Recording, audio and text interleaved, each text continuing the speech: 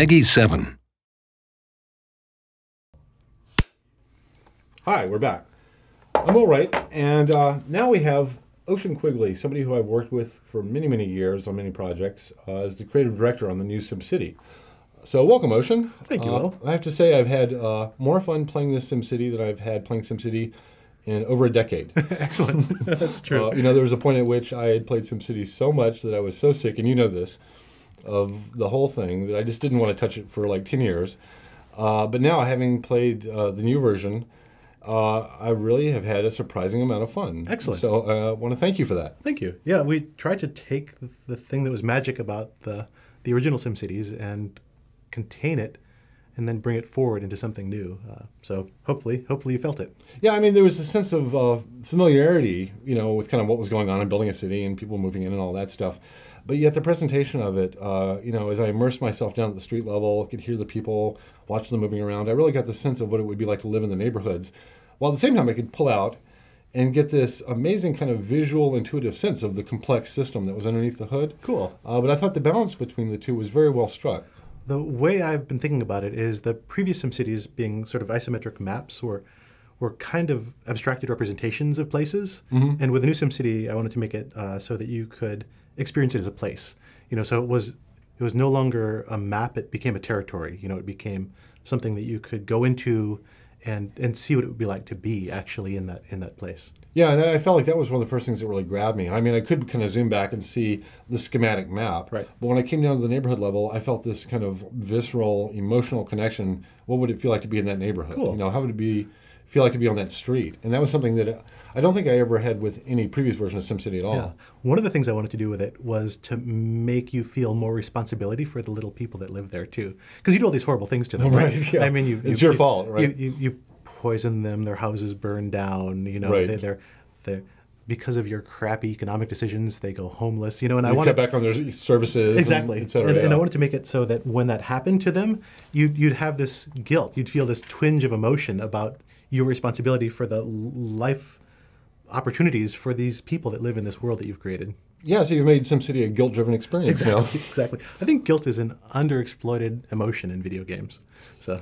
Yeah, in fact, I think that's actually one of the interesting emotions that you cannot get from something like a book or a film. Yeah, no question. You know, I've never felt guilty watching a movie or reading a book, but I have felt guilty playing games based upon my decisions. Yeah. And you know, I found that when I was playing, actually, I was kind of immersing myself not just in kind of the areas and the neighborhoods, but I was imagining myself living the lives of these people. Right. What would it be like to live in that trailer park and work in that grocery store? I went to the U.S. Census data and got all the 1,000 most common last names and the most common first names and made a system that mad libs them all together. So the odds are there actually is a Will Wright living somewhere. Well, hopefully he's not living in one of my cities because, you know, as a new player, you know, it was actually very challenging for me. Economically, you know, I kind of got the hang of it. And at first, it felt kind of constrained with the small plot, but then I started realizing it was much more about quality than quantity. Yeah. Which to me actually felt like a really good design decision because then it focuses you on the depth of the simulation. Exactly. And I can't just kind of like trash an area and then go do something else over here. Yeah, the intent there was to make it so that there was so much more resolution to what was going on in any given area that you could you know, dive down to it and then get essentially lost in what's going on in the simulation and the detail, the movement, the emotion, and then pull back and get the kind of the bird's eye view, but that there'd be things for you to go down into and see. Opting for depth of simulation as opposed to having something inert and large was a real conscious design decision. I'm curious, when you play, because I find that when I'm playing, I'm kind of at the map level about half the time, but I really spend about half my time down at the street level just getting a sense, like an emotional sense of what it feels like to live there. Do you still find yourself, I mean, having done all these kind of elaborate graphics and spent so much time, you know, achieving that immersive experience, do you still find yourself kind of going down to that level and just kind of living in the city? I probably spend the bulk of my time down at that pretty close to ground level, just seeing what it's like in a given spot. I think there's really two different large categories of people who play the game. I think there's people who are playing it to understand and beat the simulation in one way or another. And I'd say that the majority of the developers on the team are that kind of player. Right. And then there's people who are playing it because they want to build some environment and sort of feel what it's like to be in there and express some vision or fantasy about what the sort of world they'd like to build is. And I am very much in that camp. So I build stuff for 20 minutes and then I spend 45 minutes just kind of like wandering around at street level, looking at things and kind of tracking people and seeing what they're doing, and then taking screen captures of things, and then I'll zoom back out and I'll do another 20 minutes worth of work, and then I'll spend another 45 minutes zoomed in playing around with things. So it's kind of strategic up here and then experiential down there. I think so, yeah. When you zoom down, that's when you start experiencing the people as people, and the activity of the city as something that's affecting them, as something that's... Yeah, I found I spend a lot of time following like a police car and just kind of imagining what their daily beat is like, And as they drive through different neighborhoods, I'm getting a sense of, oh, that's a kind of a scary neighborhood. That's a nice neighborhood, And I really like that it's almost a narrative that you're building, through 1,000 different eyes of what your city feels like to live in. But yeah, and each one of the little Sims, they're trying to live their lives. You see a little Sim walking down the street, it's trying to go shopping, it's trying to get to the hospital, it's looking for work.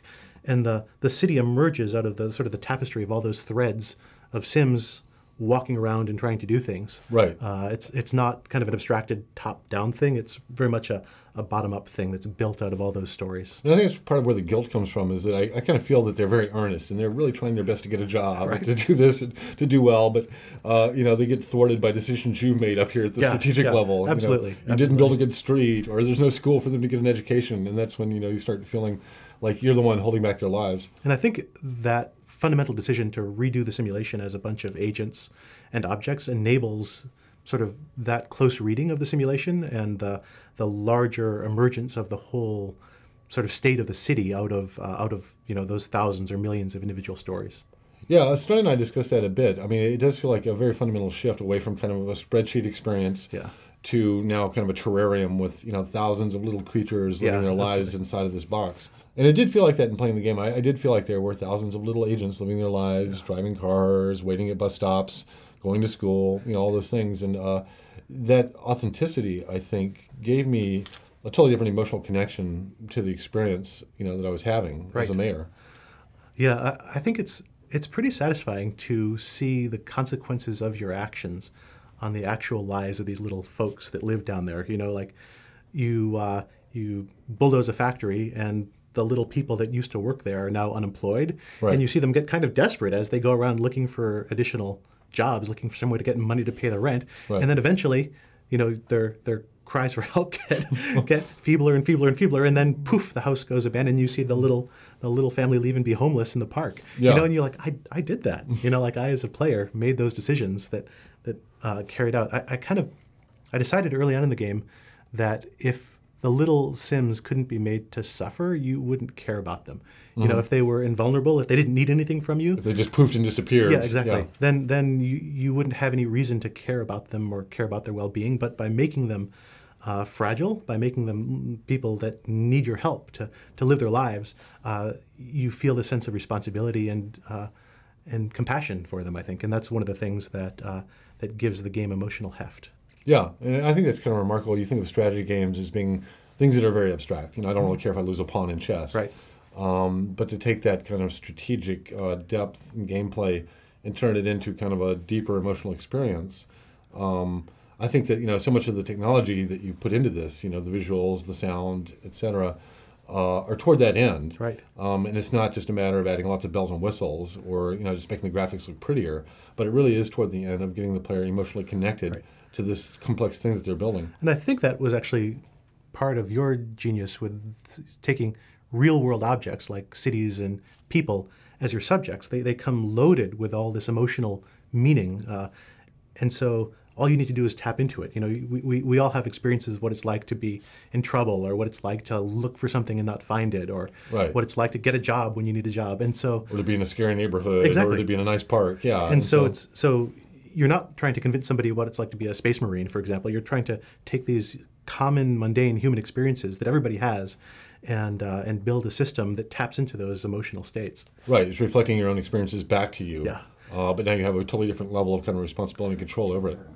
So all in all, I spent a lot of time, kind of playing with the basic stuff, the core city, building the roads, building it up. And then I just started getting into the specialties, kind of exploring, an ore town or a tourist town. And, I was just trying to really get a glimpse of the diversity of cities. Not every city is going to be this monolithic, one-size-fits-all thing. But in fact, you get these totally different flavors of cities. And that's something I'm just kind of getting into. And also the idea of the region gameplay and trading with neighbors. Right. the kind of multiplayer thing. But you know, I've been just remarkably impressed, not just with this as a game, but with my history of this and how much time I'd spent thinking about it, to be kind of surprised and delighted as much as I had by such a new interpretation of it. Right. It must be like seeing your kid go off to college and then come back years later. You know, like, that's what became of you.